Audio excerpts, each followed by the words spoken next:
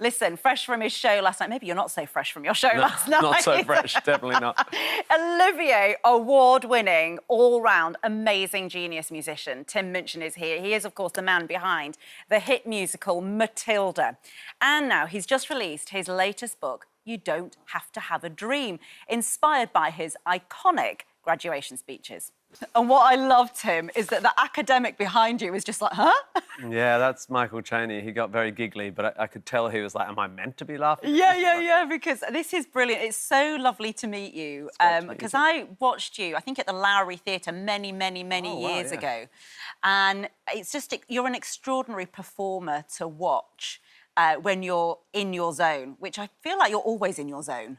I think in the zoneness is, I mean, the book's called You Don't Have to Have a Dream, and it's obviously it's this bit of sort of counterculture thing to say, but really what I mean is you don't have to sort of constantly be thinking, one day I'm going to be that. I think I am wired to be very focused on what I'm doing, and yeah, when I'm on stage, I'm pretty in the zone, I suppose, whatever that zone is. I love it. And what you say, it's really interesting, because in one of the speeches, or maybe in the book, in the intro, you say that you can playing the piano, which is obviously something that is so integral to your well-being almost. It's part of your DNA almost, it seems. But that you can actually fall asleep whilst playing the piano. That's how at one you feel with it. It's probably what a hack I am, is that I'm not really doing anything interesting. But because I taught myself mostly taught myself piano by just sort of noodling, and I don't ever play the same thing twice. And like, you can't read music. I can't read music. Incredible. So, it sounds weird when you're not a muso, but a lot of musicians, it's not, people go, oh, you play by ear. It's more that you understand the building blocks, right? It's more like how we speak. I play how I speak. I understand the language of music, wow. and when I start playing something, it's more like starting a sentence. You don't know where it's going to end, but you have a sense of how you should go about it. And because I play quite a bit and I find it very relaxing, yeah, sometimes I sort of come to going, I wonder how long I've been asleep for, because I'm just get tired, but my hands keep Your hands keep playing the music. It's absolutely extraordinary. Yeah, it's extraordinary. And this is so good, because the first graduation speech you did, which sort of it was one of the clips that we ended on there.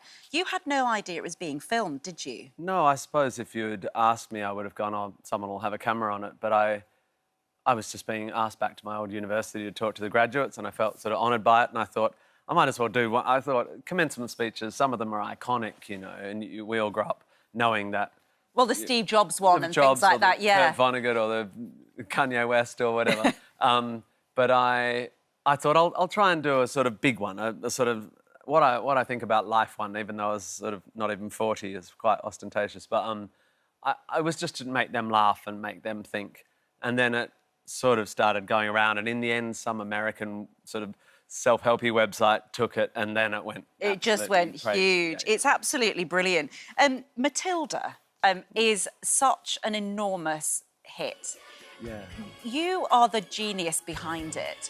There is something so universal, isn't there, about the sort of the angst and the quest and the worry and the how do you find love if it didn't come to you in the first place. You see, it's very you, isn't it, this show? It's really goes to the heart of who you are. Well, the first thing I have to say is I wrote the music and lyrics. I mean, the thing was created by an amazing team of people all working at the top of their game, choreographer and lighting, and Dennis Kelly, who wrote the script, and Matthew Warchus, who's the real genius behind it.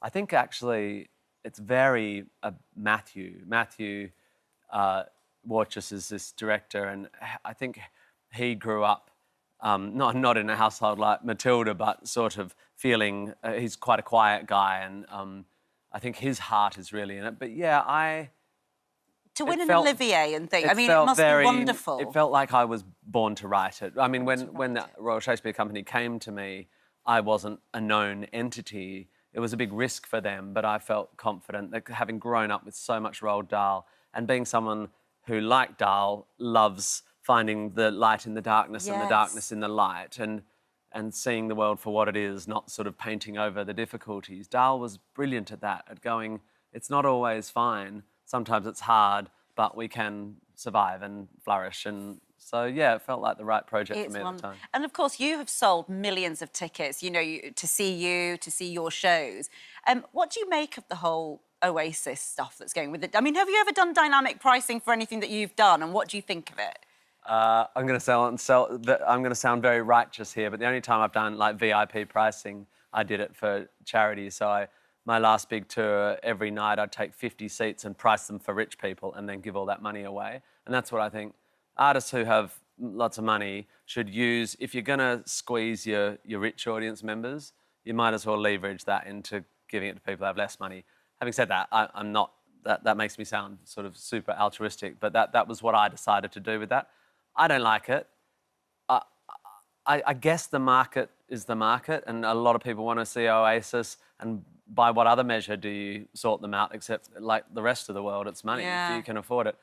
I mean, I think it's absolute bollocks, really. You're allowed to say no. We got there, and you said it, but not in quite in the way. Yeah, apologies for the swearing. It seems a pity, yeah. It is. But listen, this book, and you say, listen, who am I to give career advice? Because you can't get your career. Your career is your career. Yeah. But this is such a beautiful thing to give to someone. I think it's just, you know, it's that time when people are going off to uni. Yeah. It's such a lovely thing to remind you, listen, you say you just have to actually fully be yourself. And that's such an glib thing, but it is a true art, actually being yourself, which is basically what you've based your entire I got career very on. lucky because I eventually figured out how to be myself, and that really helped me out. But yeah, people seem to like the book. And you've given a gift to all of us just by being you, Tim Minchin. Oh, it's a wonderful thing. Congratulations on all your success. Thanks. And a great book. Thank you so much. Just a quick one to say that Oasis, of course, they put out a statement yesterday saying that they didn't know that they were doing dynamic pricing and that they would use a new plan because it failed to meet their expectations. Now, Tim's book is out now. It's a lovely book. Thank you so much.